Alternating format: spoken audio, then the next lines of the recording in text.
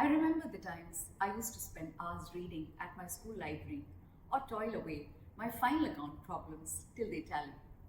However, in the hindsight, I feel this focused disposition of mine has been laggardly and disoriented in the past decade and a half. I, who would spend hours buried in a book, would now find it hard to indulge in any form of deep reading and feel more fidgety to stare at my phone and to satisfy my curiosity through internet search engines. Internet is constantly evolving, widening and disseminating knowledge and the way we consume it. First, these claims feel correct, as one feels that the quality of knowledge can be improved if many users are able to access and share and evaluate it. Nonetheless, technology can also impede our search of knowledge. If internet allows anyone to virtually express and spread what seems to be knowledge, we are bound to question the credibility and reliability of such fabricated knowledge. Plato defines knowledge as justified true belief. I would extend this further to his allegory of the cave. It is a concept which is used to contemplate on the nature of belief versus knowledge. The allegory begins with prisoners who have lived their entire lives chained inside a cave. Behind the prisoners is a fire, and between the fire, the prisoners are people carrying puppets or other objects. These cast shadows on the opposite wall. The prisoners watch these shadows, believing this to be their reality, as they have known nothing else. The shadows of images that the prisoners perceive in Plato's cave represent the lowest form of knowledge, that is, opinion.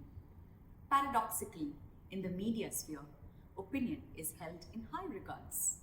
Social media manipulates truth and is instead filled with the abundance of experts providing their opinions. Their self-fabricated worldview becomes the only standard for truth, which gives those without critical thinking skills a false perception of what is really going on. Moving on, Plato posits that one of the prisoners would become free. He finally sees the fire and realizes the shadows are fake. This prisoner could escape from the cave and discover there is a whole new world outside that they were previously unaware of. This prisoner would believe the outside world is so much more real than that in the cave. He would try to return to free the other prisoners. Upon his return, he's blinded because his eyes are not accustomed to the actual sunlight.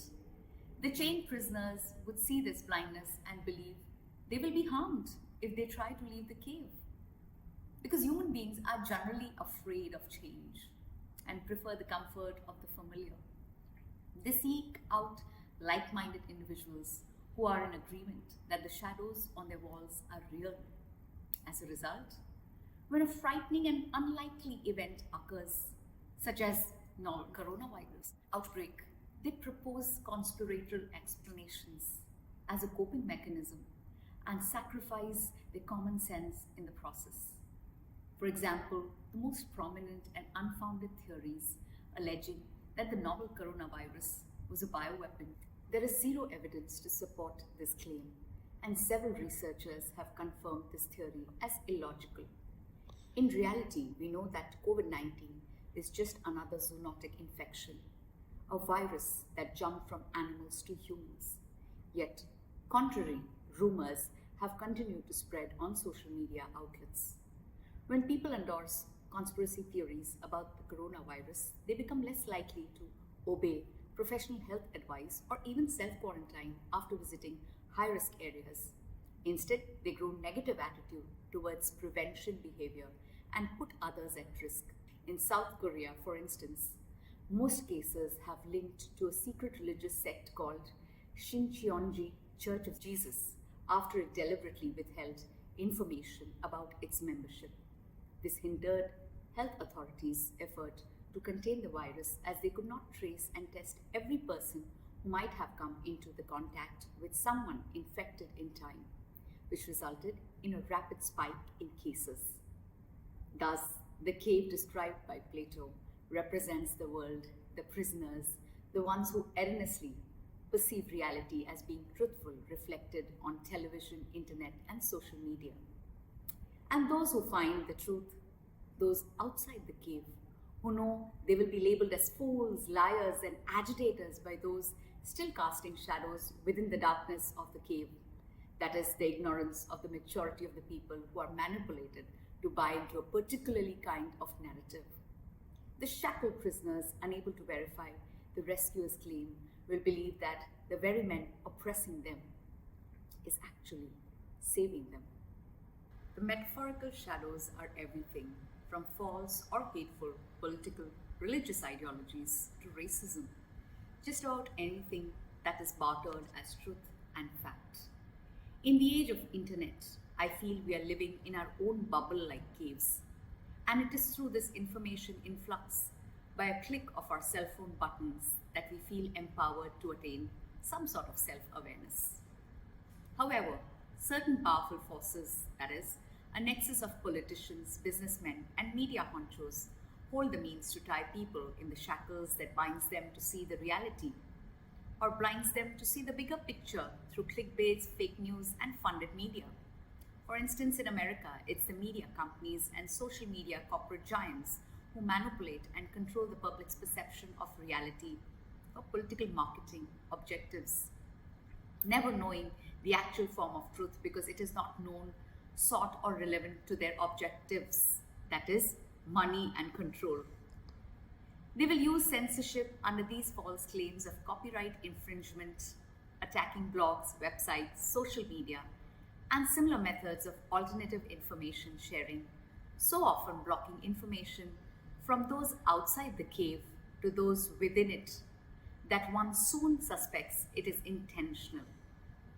For instance, Mark Zuckerberg declared, "It was a crazy idea," after the whole 2016 US presidential election, that fake news on Facebook had any influence over the result. But within 12 months, the Facebook founder apologized amid revelations that Russia had used the world's largest social media platform to spread falsehoods and stir up tensions as a part of targeted election interference campaign. Facebook has become one of the primary channels for consuming news, presenting its 2.7 billion monthly active users with personalized feeds of the media outlets that they have chosen. Community groups, popular figures, as well as viral content shared by their friends and connections. At the same time, newspapers, particularly the local ones, have been decimated by Facebook business model that sucks up nearly a quarter of digital advertising spent globally. The company also faces accusations that its profitability relies on encouraging hyper-polarizing content. A familiar instance comes to light when Twitter CEO Jack Dorsey, testifying before the Senate Judiciary Committee, told lawmakers, and I quote, "More than a year ago, the public asked us to offer additional context to help make potentially misleading information more apparent.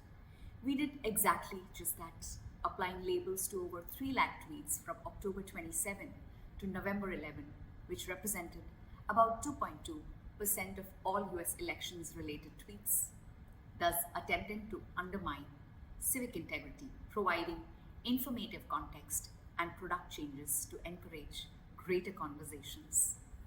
Through these instances, I would like to convey that we should not remain prisoners of everything we see, hear, or read at face value, regardless of how credible these sources are. So next time, when we read newspaper articles, information pieces, we should not simply assess them on plausibility, but also on authority of the sources and the knowledge of content. That is why it is crucial to inquire about information from credible and reputable sources, instead of Facebook, Instagram conspiracy theorists, or fraudulent Twitter trolls. In doing so, we might come closer to freeing not only ourselves from the cave, but also those around us.